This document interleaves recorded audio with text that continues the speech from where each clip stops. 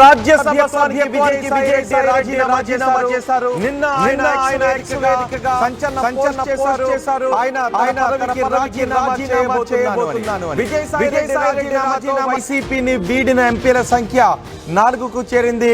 ఇప్పటికే మోపిదేవి, బేద మస్తాన్ రావు, ఆర్ కృష్ణయ్య రాజీనామాలు చేశారు. ఇప్పుడు విజయసాయి కూడా రాజీనామాలు చేయడంతో వైసీపీని వీడిన రాజ్యసభ సభ్యుల సంఖ్య 4కు చేరింది. మరికొద్ది సేపట్లో విజయసాయిరెడ్డి మీడియాతో మాట్లాడే అవకాశం కనిపిస్తోంది. ఆయన రాజీనామా లేఖను ఈ చైర్మన్ కు అందజేశారు. రాజకీయాలకు దూరంగా ఉంటాను అంటూ నిన్న ప్రకటన చేశారు. ఇవాళ ఉదయం విజయసాయిరెడ్డి ఇంటికి తిరుపతి ఎంపీ గురుమూర్తి కూడా వెళ్లారు. రాజీనామా అంశంపై విజయసాయితో గురుమూర్తి చర్చలు జరిపారు. రాజీనామా విషయంలో వెనక్కు తగ్గేది లేదు అని విజయసాయి చెప్పారు. రాజ్యసభ చైర్మన్ ధన్ఖడ్కు ఆయన రాజీనామా లేఖను కూడా పంపించారు. విజయసాయిరెడ్డి రాజీనామాతో వైసీపీ సీనియర్లలో ఇప్పుడు ఆందోళన వ్యక్తమవుతోంది. వైసీపీకి మొత్తం ఆయన రాజకీయాల నుంచే దూరంగా ఉండాలని నిర్ణయించుకున్నారు. వ్యవసాయం చేసుకుంటాను అంటూ విజయసాయిరెడ్డి చెప్తున్నారు.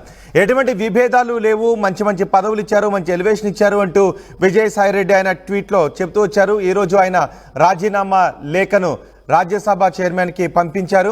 గురుమూర్తి కూడా కొద్దిసేపటి క్రితం, తిరుపతి ఎంపీ గురుమూర్తి కొద్దిసేపటి క్రితం ఢిల్లీలోని విజయసాయిరెడ్డి నివాసానికి వచ్చారు. ఆయనతో మాట్లాడారు. పార్టీని వేడొద్దు అని ఆయనతో మాట్లాడినట్టుగా తెలుస్తూ ఉంది. ఆయన సేవల పార్టీకి అవసరమని గురుమూర్తి కూడా చెప్తున్నారు. కానీ విజయసాయిరెడ్డి మాత్రం రాజకీయాలను వదిలేయాలి అని నిర్ణయించుకున్నాను అని చెప్తున్నారు. విజయసాయిరెడ్డి ఎందుకు అకస్మాత్తుగా నిర్ణయం తీసుకున్నారంటూ నిన్నటి నుంచి పెద్ద ఎత్తున చర్చ జరుగుతుంది.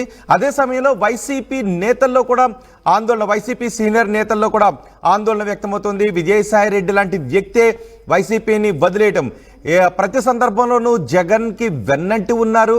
జగన్ వ్యాపారాల విషయంలో కావచ్చు, జగన్ రాజకీయాల విషయంలో కావచ్చు, విజయసాయిరెడ్డి వెన్నంటే ఉన్నారు. ఆయనతో పాటే కేసులను కూడా ఎదుర్కొన్నారు. A2గా విజయసాయిరెడ్డి ఉన్నారు జగన్ ఎదుర్కొంటున్న కేసుల్లో.